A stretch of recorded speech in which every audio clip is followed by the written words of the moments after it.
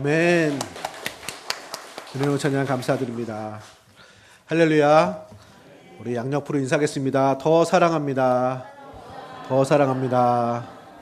자, 날이 갈수록 더 사랑합니다. 어제보다 더 사랑합니다. 자, 더 사랑하시고 충만하신 은혜 있기를 축복합니다. 자,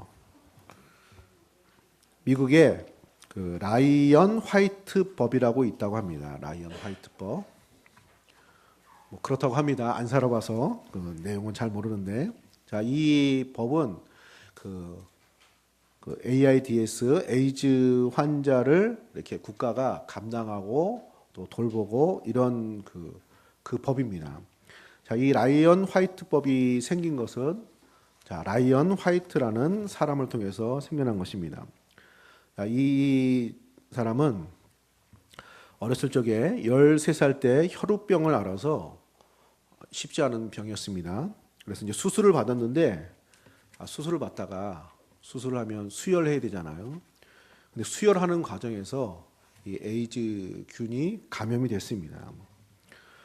자신의 잘못도 아닌 이 어른들의 부주의로 자, 이런 질병에 이제 걸리게 됐습니다.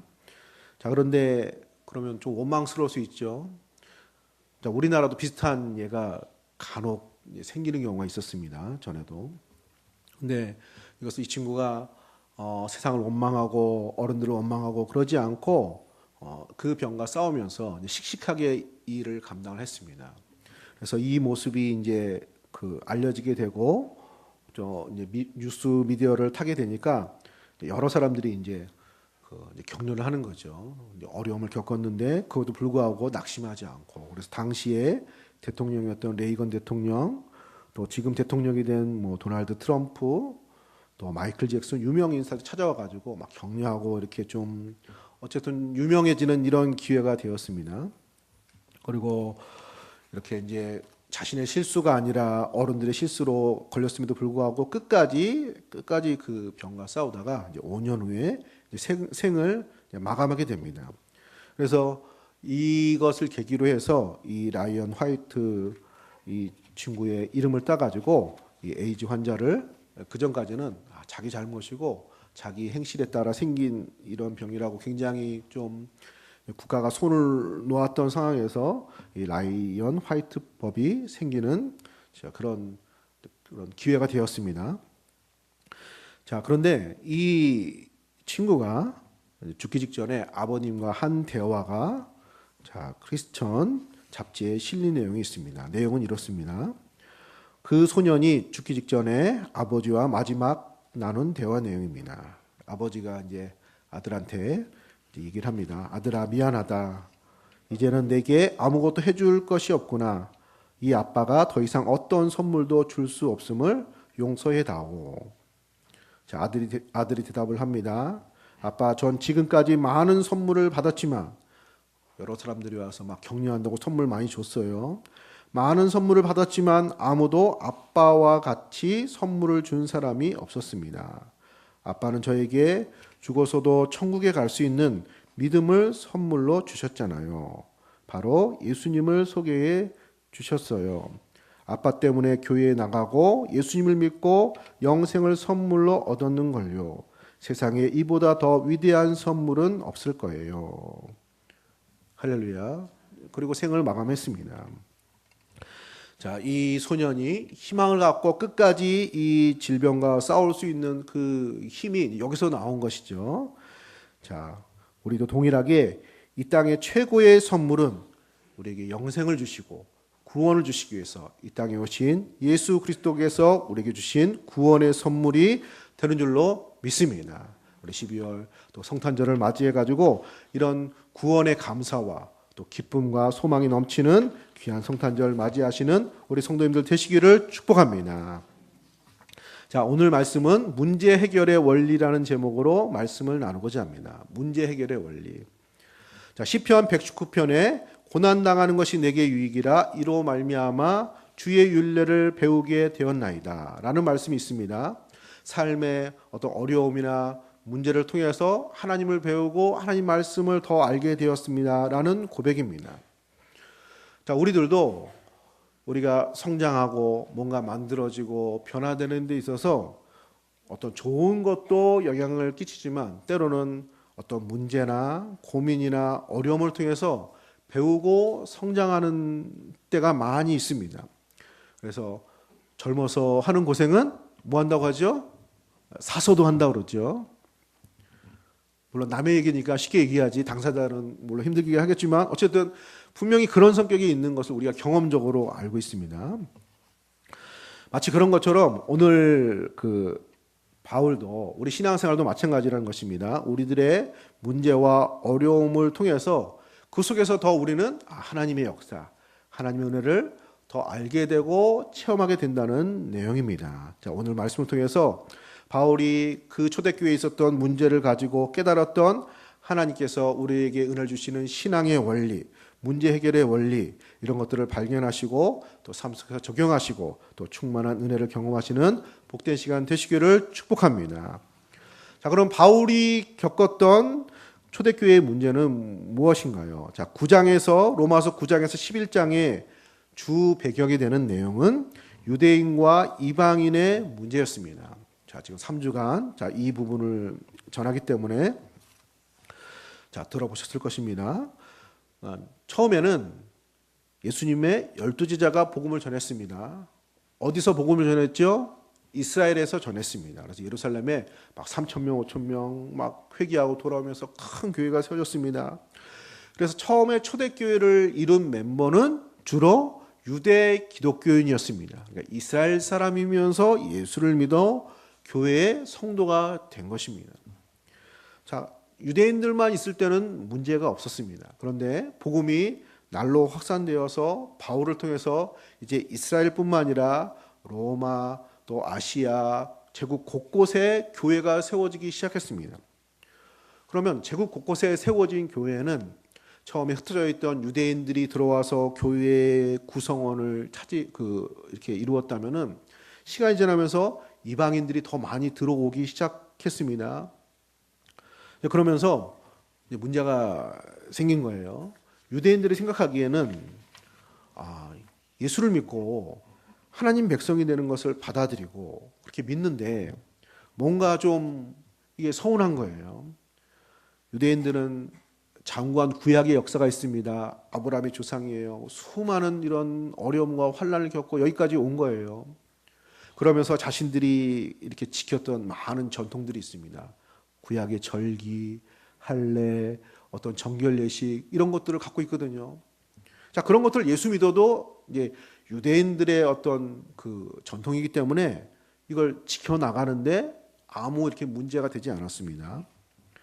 그런데 이방인들은 예수 믿고 교회에 들어와서 이제 신앙생활 하는데 그 중심을 찾아고 했던 유대인들이 하나님 백성이 되려면은 할례도 행해야 되고 절기도 행해야 되고 각종 예식을 이렇게 얘기를 하는 거예요. 그래서 예수 믿으면 하나님 백성이 되고 하나님 자녀가 된다고 했는데 이런저런 이런 막 그런 규례를 얘기하니까 이런 것들이 이제 쉽지 않은 거였습니다. 그래서 초대교회 때 이것으로 인해서 그럼 이것이 하나님 백성이 되는데 필수 요소냐 아니냐 이런 것 때문에 많은 좀 문제가 있었고 또 그런 내용이 갈라디아서나 다른 성경에 보면 나와 있습니다. 결국은 이것이 걸림돌이 되어서 유대인들이 예수를 믿는데 이렇게 소극적이 되고 점차적으로 교회는 이방인 중심의 교회가 되어지고 정작 이스라엘 사람들은 유대인들은 교회 안에서 그 수가 작아지게 되었습니다.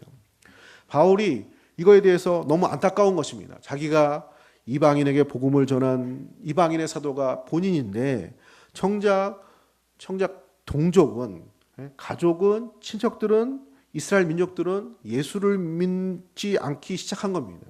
지금도 유대인들은 예수를 안 믿죠. 그것이 초대교회 때부터 시작이 된 것입니다. 그래서 그 문제로 인해서 고민하고 또 한쪽에서는 이제 유대인은 하나님 버리신 거야.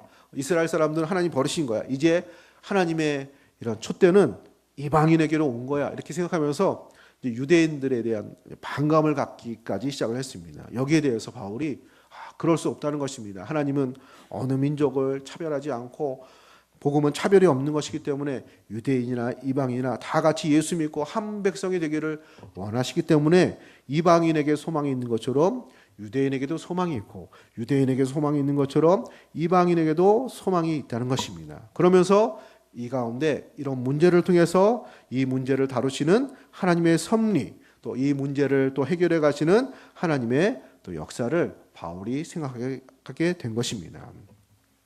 자, 그 말씀을 오늘 나누고자 합니다. 자, 바울이 발견한 하나님의 섭리, 문제 해결의 원리는 첫 번째 은혜의 원리입니다. 하나님 우리 가운데 은혜로 역사하시는 하나님이 되실 줄로 믿습니다. 그래서 1절에 그러므로 내가 말하노니 하나님이 자기 백성을 버리셨느냐? 그럴 수 없느니라. 나도 이스라엘인이요 아브라함의 씨에서 난 자요 베냐민 지파라. 그러면 하나님이 유대인을 버리셨단 말입니까? 그럴 수 없습니다. 하나님이 왜 자기 백성을 버리십니까? 그렇지 않습니다. 지금도 하나님 백성이 엄연히 있습니다. 남은 자들이 있습니다. 마치 엘리야 시대를 생각해 보십시오 하면서 엘리야 시대의 이야기를 합니다. 바울이 자기가 엘리야 같은 처지라는 생각을 한 것 같습니다. 자, 배경을 얘기하면은 엘리야 시대에 엘리야가 큰 기적을 베풀었습니다. 그때 이스라엘 백성들이 다 하나님을 등졌어요. 근데 하나님의 기적을 막 일으켰어요. 그러면은 사람들이 이 기적을 보고 자기를 따르고 하나님을 믿을 거라고 생각을 했습니다. 그런데 오히려 믿는 사람은 안 생기고 계속 우상을 숭배하고 오히려 엘리야가 위기에 처했어요. 그때 엘리야가 낙심을 했습니다. 기대가 큰 만큼 낙심도 큰 거죠. 바울이 비슷한 이신전심의 그 마음을 가졌습니다. 바울이 복음 사역 가운데 큰 기적이 나타났습니다. 병든 자도 고쳐지고 막 죽은 사람도 살아나고 막 문제도 해결되어지고 또 예수 믿고 많은 사람들이 교회 안으로 들어오고 전무후무한 하나님의 역사가 나타났습니다. 그러면 자신을 보면서 동족 유대인들은 더 예수를 믿는데 도전을 받고 더 믿음 생활을 할 거라고 생각을 했는데 오히려 시간이 지날수록 이방인들에게는 복음이 전해지는데 정작 유대인들에게는 복음이 전해지지 않고 길이 막히고 오히려 돌아서는 것입니다. 너무 안타까운 것입니다.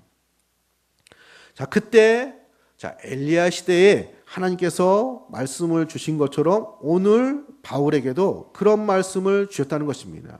자, 그 말씀이 4절 5절에 있습니다. 자, 4절 5절 제가 읽어드리겠습니다. 그에게 하신 대답이 무엇이냐? 내가 나를 위하여 바알에게 무릎을 꿇지 아니한 사람 7,000명을 남겨두었다 하셨으니 그런즉 이와 같이 지금도 은혜로 택하심을 따라 남은 자가 있느니라. 아멘. 다 없는 것 같아도 은혜로 택하심을 받은 자, 남은 자들이 있다는 것입니다. 왜냐하면은 하나님 백성이 되고 하나님의 자녀가 되는 것은 은혜로 되는 것이기 때문에 지금 없는 것 같아도 은혜로 남은 사람 7,000명을 엘리야 시대에 남겨둔 것처럼 지금 유대인들이 다 예수를 안 믿는 것 같아도 믿는 사람들이 지금도 엄연히 존재하고 결국은 하나님께서 풍성한 구원의 역사를 베풀 것을 지금 말씀하고 계시는 것입니다. 자, 구원은 전적으로 하나님의 은혜로 되는 것이기 때문에 이런 소망을 갖는다는 것입니다. 자, 6절에 우리 6절 말씀을 함께 읽어보겠습니다. 만일 은혜로 된 것이면 행위로 말미암지 않음이니 그렇지 않으면 은혜가 은혜되지 못하니라. 아멘. 분명히 유대인들에게 문제가 있었습니다. 지독한 선민사상. 우리 민족이 남다르게 하나님이 대우셨는데 유대인이나 이방인이나 똑같다는 말입니까? 이게 받아들이기 어려운 거예요. 문제가 유대인에게 있는 거 바울도 알아요. 자기도 사실 전엔 그랬거든요. 유대인이나 이방인이나 다 똑같다고. 그래서 예수 믿는 사람들을 다 잡아다가 감옥에 넣고 이런 사람이었기 때문에 예수님을 만나기 전에 자기도 그 문제를 잘 알아요. 그렇지만 그럼에도 불구하고 그런 문제가 있음에도 불구하고 하나님의 자녀가 되어지고 하나님 백성이 되는 것은 오직 하나님의 은혜로 되는 것이기 때문에 문제가 있는 그 유대인들에게도 희망이 있고 소망이 있다는 것입니다. 할렐루야. 에베소 2장 8절에 너희는 그 은혜에 의하여 믿음으로 말미암아 구원을 받았으니 이것이 너희에게서 난 것이 아니요 하나님의 선물이라. 행위에서 난 것이 아니니 이는 누구든지 자랑하지 못하게 함이라. 기독교의 특징은 은혜의 종교입니다. C.S. 루이스라는 사람이 이 세상 모든 종교와 다른, 기독교가 다른 이유가 무엇인가? 그것은 은혜의 종교라는 것입니다. 다른 것들은 다 사람이 만들고 어떤 것을 또 쌓아서 뭔가 길을 내고 이렇게 하는 것이라면, 기독교는 오직 하나님의 은혜로 되어지는 것이기 때문에 기독교가 다른 것과 다른 종교들과 다른 그런 차이점이라고 말을 했습니다. 자, 필립 얀시라는 사람이 놀라운 하나님의 은혜라는 책에서 은혜란 하나님의 사랑을 더 받기 위해 할 수 있는 일이 아무것도 없다는 것을 발견하는 것입니다. 은혜란 또 무엇으로도 하나님의 사랑을 약화시킬 수 없다는 뜻입니다. 우리의 행위가 아닌, 우리의 공로가 아닌 선물과 같은 은혜로 우리에게 역사하신 하나님이 되시는 것을 믿으시기를 축복합니다. 자, 삶에 문제가 있죠. 크고 작은 문제가 있고 우리 부담스러운 이런 거 있을 수 있어요. 그러면 사실 원인은 우리가 제공한 것이 많을 경우가 많습니다. 그럼에도 불구하고 하나님의 역사는 은혜로 역사하시기 때문에 우리가 하는 것 이상으로 넘치도록 부어주시는 은혜가 하나님의 역사인 줄로 믿습니다. 그래서 기도하는 거예요. 하나님, 이 문제를 맡깁니다. 우리 삶을 의탁합니다. 우리가 할 수 있는 것은 여기까지입니다. 그러나 넘치도록 부어주시는 하나님의 은혜를 믿기에 하나님의 은혜에 맡깁니다. 하나님 역사하실 줄로 믿습니다. 은혜가 있는 거예요. 은혜로 해결되어지고 은혜로 해결될 것을 믿고 우리들도 그렇게 바라보고 우리 주위 사람들도 은혜로 바라보시는 우리 성도님들 되시기를 축복합니다. 다 하나님의 은혜입니다. 자, 제가 질문을 할 테니까 하나님의 은혜라고 대답하시길 바랍니다. 뭐라고요? 하나님의 은혜. 내가 예수 믿게 된 것은 무엇 때문입니까? 지금까지 잘 지내온 것은 무엇 때문입니까? 우리의 앞날을 확신할 수 있는 것은 무엇 때문입니까? 우리의 문제를 해결할 수 있는 소망은 무엇 때문입니까? 다 하나님의 은혜 때문이에요. 할렐루야. 그렇다고 해서 뭐 아무것도 안 하고 뭐 이래도 된다는 건 아니에요. 그렇지만 하나님의 은혜가 있는 거예요. 그 은혜로 하나님 백성이 된 것이고 그 은혜로 하나님의 자녀가 된 것이고 우리들의 삶의 많은 문제들 가운데서도 하나님은 은혜의 하나님이시기 때문에 그 가운데 역사하실 줄로 믿습니다. 바울이 그걸 본 거예요. 나의 나 된 것도 하나님의 은혜요. 이방인들 당신들이 예수 믿게 된 것도 하나님의 은혜요. 그렇기 때문에 문제가 많은 우리 동족들도 우리 유대인들도 하나님께서 은혜로 역사하실 줄로 믿습니다. 이런 믿음의 고백을 한 것입니다. 이런 은혜로 역사하시는 하나님의 원리를 믿고 또 감당하시는 우리 성도님들 되시기를 축복합니다. 자, 두 번째 원리는 십자가의 원리입니다. 자, 무슨 원리라고요? 십자가의 원리. 자, 오늘 읽은 말씀이 아닌데요. 15절 말씀을 같이 한번 읽어보겠습니다. 15절 말씀입니다. 시작. 그들을 버리는 것이 세상의 화목이 되거든 그 받아들이는 것이 죽은 자 가운데서 살아나는 것이 아니면 무엇이리요. 여기 그들은 유대인입니다. 유대인을 버리는 것이 세상의 화목이 되거든. 그러니까 마치 유대인들이 예수를 안 믿고 마치 버림받는 것 같은 이 모습이 오히려 세상에 화목을 이룬다고 하지요. 그리고 죽은 자 가운데 살아나는 것처럼 부활의 소망이 있다고 말하고 있습니다. 그러니까 유대인들이 예수를 안 믿는 이 문제를 지금 바울이 마치 십자가의 모습으로 지금 생각을 하는 것입니다. 자, 십자가의 원리는 이런 것입니다. 십자가는 뭐죠? 예수님이 우리의 죄값을 대신 감당하신 것입니다. 사실 십자가는 우리의 죄가 드러난 거예요. 하나님이 싫고 예수님이 싫고 하나님을 거역하는 불순종이 하나님의 아들 되신 그분을 십자가에 매달은 거예요. 그 죄가 나타난 그 문제를 예수님이 떠안고 고난을 받으심으로 그 문제 가운데 사실 그 문제의 원이 되는 죄를 해결하시고 우리를 구원하시고 주의 백성 자녀 삼아 주신 줄로 믿습니다. 문제가 나타났는데 그 문제의 원인을 그 문제로 해결하신 거예요. 말이 좀 요상하죠. 자, 이렇습니다. 아이들이 어릴 때 이렇게 애기였을 때 병이 걸리잖아요. 약하니까. 근데 어릴 때 질병은 유익하다는 말이 있습니다. 어느 정도 의학적인 이렇게 배경이 있는 건지 모르겠습니다. 그러니까 아이들이 이렇게 애기였을 때 좀 크면서 감기도 걸리고 장염도 걸리고 이것저것 걸리면서 이게 그 항체가 면역력이 이렇게 증가가 된대요. 그래서 어릴 때 많이 아파야 살면서 이거 싸울 수 있는 무기를 이게 생기는 거죠. 그래서 어릴 때 좀 아파봐야 크면 그거에 대한 면역성이 생겨서 건강한 아이가 된대요. 할렐루야. 그게 어느 정도 맞는지 모르겠습니다. 저희 자녀들 중에서도 가장 많이 아팠던 아이가 지금 제일 건강해요. 현재까지는. 그러니까 애들 너무 아프다고 해가지고 너무 이렇게 큰일 날 것처럼 할 필요는 없습니다. 그렇다고 해서 아예 병원도 안 가고 이러라는 말은 아니지만은 어쨌든 적당히 아픈 것이 적당히 문제가 생기는 것이 오히려 뭐 된다는 거예요? 문제 해결할 수 있는 힘이 생긴다는 거예요. 저는 이제 개인적으로 신호등을 철저히 지킵니다. 철저히. 전에 한번 말씀드린 것처럼 어릴 때 교통사고 크게 났어요. 제가 난 게 아니고 제 동생이. 제가 데리고 신호등을 건넜는데 빨간불에 건넜거든요. 앞에 어른이 먼저 가길래 따라가다가 콱 쳐가지고 날아가는 걸 제가 봤어요. 어린 나이에. 초등학교 들어가기 전에. 그래가지고 그 다음부터는 만약에 잘못됐으면 평생 내가 죄인으로 살았을 거예요. 네. 근데 다행히 후유증은 없었습니다. 그 후유증으로 그래서 그런지 애가 공부를 안 하더라고요. 그렇게 타고난 건지 교통사고 때문에 그런지 어쨌든 나중에 형 때문이야. 형 때문에 내가 사고 나가지고. 자, 그래서 제가 철저하게 신호를 지키거든요. 사실 제가 자유분방한 스타일이라 원래 신호를 안 지켰어요. 그 전에 막 봐가지고 차 없으면 좀 개구져가지고 그냥 막 건너고 이런 유형이었어요.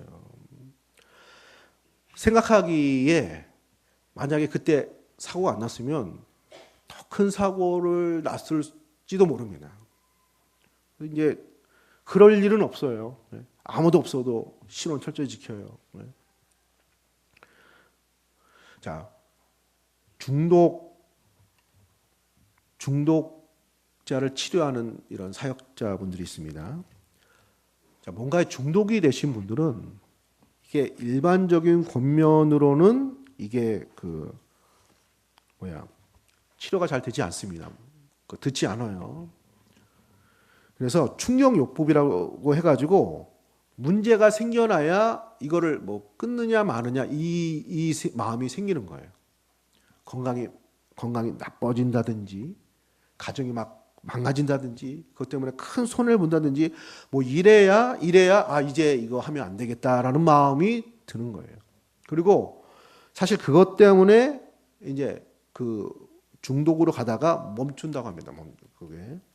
그러니까 적당한 충격이 도움이 된다는 거예요. 어설프게 하는 것보다 차라리 크게 나타나는 것이 오히려 치료에 도움이 된다는 것이죠. 그러니까 그 중독 때문에 문제가 생겼는데 사실 그 문제 때문에 뭐가 치료되는 거예요? 중독이 치료되는 거예요. 십자가의 원리는 예를 들면 그와 같습니다. 초대교회에 이런 율법의 문제, 공로의 문제, 예수 믿으면 다 되는 것인가 이런 그런 초대교회에 큰 문제가 있었는데 이 문제가 유대인들이 반감을 갖고 또 잘 믿지도 않고 분란이 됨으로 인해 가지고 초대교회는 이 문제를 빠르게 해결을 했습니다. 정립을 했어요. 그래가지고 이제 이방인들이 교회에 들어오는데 문제가 되지 않는 이제 그런 역사가 나타나게 되었습니다. 오히려 그 문제 때문에 그 문제의 원인이 교회에서 사라지게 된 겁니다. 그래서 바울은 이거를 십자가로 본 것입니다. 유대인들이 예수를 안 믿고 이것을 문제 삼아서 등을 돌리고 이것을 마치 예수님이 십자가의 고난을 받는 것처럼 그들이 이 복음을 듣지 않고 거절하는 이것을 십자가의 역사로 본 것입니다. 자, 그래서 12절에 보시면 12절에 그들의 넘어짐은 세상의 풍성함이 되며 그들의 실패가 이방인의 풍성함이 되거든 하물며 그들의 충만함이요. 그들의 넘어짐이 그들의 실패가 뭐가 된다고요? 이방인의 풍성함이 된다는 것입니다. 사도 바울은 안타깝고 이 문제에 대해서 고민을 많이 했지만 결과적으로 그 속에서 하나님의 역사가 있다는 것을 본 것입니다. 십자가의 원리가 있다는 것을 본 것입니다. 사랑하는 성도님들, 우리의 삶에 크고 작은 문제들이 있습니다.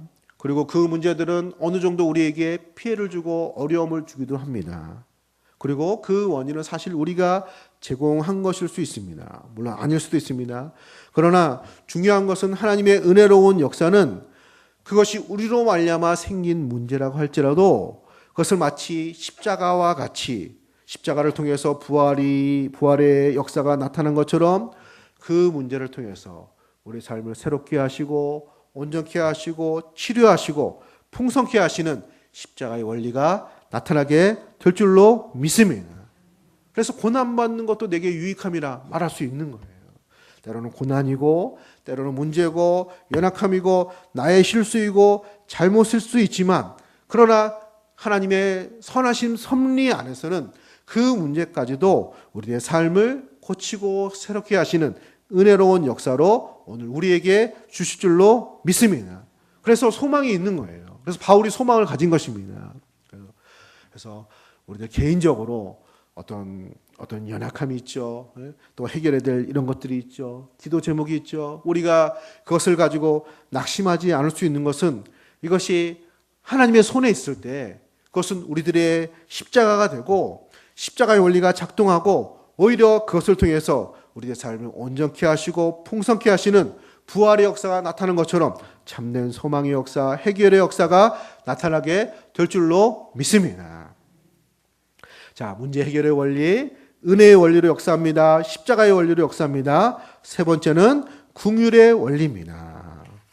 자, 긍휼의 원리. 자, 오늘 11장에 있는 말씀을 가지고 내용을 나눕니다. 우리 30절 말씀 넘겨서 우리 30절을 같이 한번 읽어보겠습니다. 30절입니다. 너희가 전에는 하나님께 순종하지 아니하더니 이스라엘이 순종하지 아니함으로 이제 긍휼을 입었는지라. 아멘. 자, 이방인들이 하나님을 모르고 불순종하는데 하나님이 긍휼히 여겨서 그들이 초대교회에 예수 믿고 하나님 백성으로 많이 들어온 것처럼 이제는 정작 하나님 백성이라고 부름받은 이스라엘 사람들이 유대인들이 복음을 거절하고 순종하지 아니함으로 이제 그들도 긍휼함을 입게 되었다는 것입니다. 자, 그러니까 더 불순종해서 하나님이 더 어떻게 하신다고요? 더 사랑하셨다는 거예요. 당신들 이방인들, 유대인들은 그래도 뭐 하나님을 따르고 하나님 역사도 있었는데 전혀 상관이 없던 이방인들을 하나님이 사랑하셔서 예수 믿게 하시고 구원하신 것처럼 이제는 유대인들이 저 밖으로 나갔으니까 예수 믿지 않고 하나님의 울타리로 더 밖으로 나갔으니까 하나님이 그들도 더 긍휼히 여기시고 사랑을 하신다는 것입니다. 얼핏 생각하면 뭔가 좀 이해가 안 되죠. 오늘 말씀은 다 사실 그런 유입니다. 탕자의 아버지를 한번 생각해 보시기 바랍니다. 탕자의 비유. 아들이 있었는데 아들이 아버지 재산을 가지고 어떻게 했죠? 밖으로 나갔어요. 다 허랑방탕하고 이 방탕한 생활을 해요. 그런데 아버지가 뭐 하죠? 나가서 그 아들이 이제나 저제나 돌아올까 밖에서 기다리죠. 그럼 그 아버지가 아들이 집에 있을 때도 사랑을 했어요. 말 잘 듣고, 물론 집에 있어도 말 잘 들었을 것 같지는 않아요. 어쨌든 그래도 집에 있을 때 이렇게 사랑을 했단 말이에요. 그런데 집을 나갔어요. 나쁜 짓 했어요. 근데 아버지 마음은 어떤 거예요? 집을 나가고 더 잘못되게 나가니까 그 마음속에 더 안타깝고 애처로운 마음, 긍휼한 마음이 생긴 겁니다. 할렐루야. 그러니까 말을 안 들어서 더 긍휼을 했다는 거예요. 더 사랑을 했다는 거예요. 다른 사람들은 그게 안 돼요. 잘못하면 마음이 안 가죠. 싫어지는 거예요. 이게 좋을 때 좋은 건데 막 나쁘게 나한테 하고 이러면은 더 이렇게 싫고 마음이 안 가는 거예요. 하지만 자녀는 그렇지 않죠. 예? 말을 안 듣고 그래서 더 잘못되고 더 망가지고 이러면 어떻게 돼요? 예? 미워지나요? 물론 미워지죠. 예? 무자식이 상팔자라고 하잖아요. 미운 거예요. 근데 미움만 있는 게 아니잖아요. 안타깝고 불쌍하고 어떻게든 더 해주고 싶고 이런 마음이 더 생기는 거죠. 그런 것처럼 하나님이 그렇게 역사하신다는 것입니다. 할렐루야. 유대인들이 불순종해가지고 더 잘못된 거예요. 말을 더 안 듣는 거예요. 구약 역사에도 우상 숭배하더니 이제는 하나님의 아들도 안 받아들이고 더 멀리 가는 거예요. 그런데 하나님 아버지께서는 오히려 더 긍휼하심이 그럴수록 더 커지기 때문에 이제는 오히려 더 어떻다는 거예요? 더 소망이 있습니다. 그들도 구원하실 것입니다. 그들도 더 불러주실 것입니다. 그들도 장차 하나님의 나라에 들어오게 될 줄로 믿습니다. 자, 그래서 31절에 이와 같이 이 사람들이 순종하지 아니하니 이는 너희에게 베푸시는 긍휼로 이제 그들도 긍휼을 얻게 하려 하심이라. 당신들이 하나님 나라 울타리 바깥에 있을 때 하나님께서 더 사랑하셔서 불러주신 것처럼 이제는 그들도 더 바깥으로 나갔으니까 더 사랑하시고 더 긍휼히 여기시고 더 안타깝게 여기셔서 그들로 하여금 예수 믿고 구원받는 하나님의 역사를 만들어 가실 줄로 믿습니다. 라고 바울이 그 사실을 깨달은 것입니다. 할렐루야. 자, 우리들의 삶의 문제를 하나님께 맡길 수 있는 우리 성도님들 되시기를 축복합니다. 내가 잘못하면 잘못할수록 하나님은 어떻게 여기신다고요? 더 사랑하시는 거예요. 아, 그래요? 그럼 오늘부터 그러면 이제 불순종하고 하나님 뜻대로 안 살고 이러라는 얘기가 아니죠. 하나님의 사랑은 우리의 생각과 다른 거예요. 하나님은 사람이 아니기 때문에 우리가 생각할 수 있는 그 이상입니다. 사랑도 그런 거예요.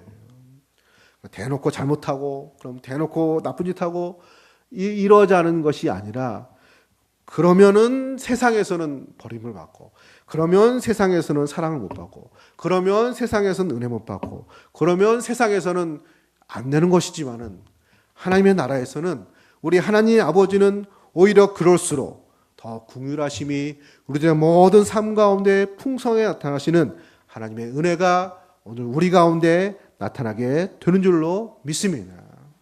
그래서 소망이 있는 거죠. 뭔가 잘못되고 문제가 있고 연약해도 더 소망을 가질 수 있는 것은 긍휼의 원리로 하나님께서 우리를 역사하시기 때문인 줄로 믿습니다. 자, 바울이 이런저런 문제를 기도하면서 생각해 볼 때 하나님께서 이렇게 역사하신 것을 보면서 이게 사람의 지혜와 생각을 넘어서는 얘기예요. 행위가 아니라 은혜로 우리를 불러주시고 이런 문제가 사실 우리들의 잘못인데 이것을 십자가로 삼아서 더 풍성하게 그것을 고치고 잘되게 하시고 우리가 더 불순종하고 잘못할수록 하나님의 사랑이 식어져야 되는데 하나님의 사랑은 더 불타시고 하나님은 어떤 분인가 하나님의 지혜는 우리가 감히 측량할 수 없는 것이구나. 그래서 바울은 이제 더 이상 설명을 하지 않고 이런 하나님의 은혜와 사랑에 대해서 찬양과 영광을 돌려드립니다. 자, 33절 우리 같이 읽겠습니다. 깊도다 하나님의 지혜와 지식의 풍성함이여 그의 판단은 헤아리지 못할 것이며 그의 길은 찾지 못할 것이로다. 누가 하나님의 지혜를 알고 누가 하나님의 마음을 알고 누가 하나님의 사랑을 다 깨달을 수 있겠습니까? 그 지혜와 넓이와 높이가 헤아릴 수 없는 풍성한 은혜임을 말하고 있습니다. 사랑하는 성도님들, 그래서 바울은 이것을 신비라고 했습니다. 비밀이라고 했습니다. 우리가 측량할 수 없는 은혜, 측량할 수 없는 사랑, 측량할 수 없는 축복으로 우리와 함께 하시는 하나님이 되시는 줄로 믿습니다. 우리가 생각하기에 내가 이러니까 이 모습이니까 연약하니까 내가 잘못을 했으니까 이게 안 될 거야. 하나님도 도와주지 않을 거야. 그러지 않는다는 거예요. 하나님은 은혜로 대하시고 십자가로 대하시고 긍휼로 대하시는 우리 하나님이 되시는 줄로 믿습니다.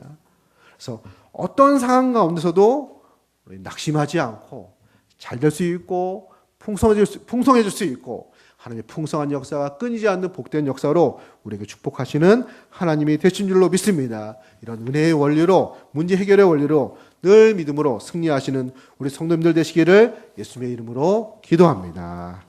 자, 우리 시간에 한 목소리로 한번 기도하겠습니다. 하나님, 우리들의 문제 가운데 찾아오신 하나님, 이 모든 문제 가운데서도 하나님 은혜로 베풀어 주시고 십자가의 원리로 대해 주시고 긍휼의 원리로 대하시는 그 하나님의 역사를 기대하며 우리들의 모든 삶을 맡기고 믿음으로 승리하는 귀한 역사 나타나기를 소망합니다. 함께 기도하겠습니다.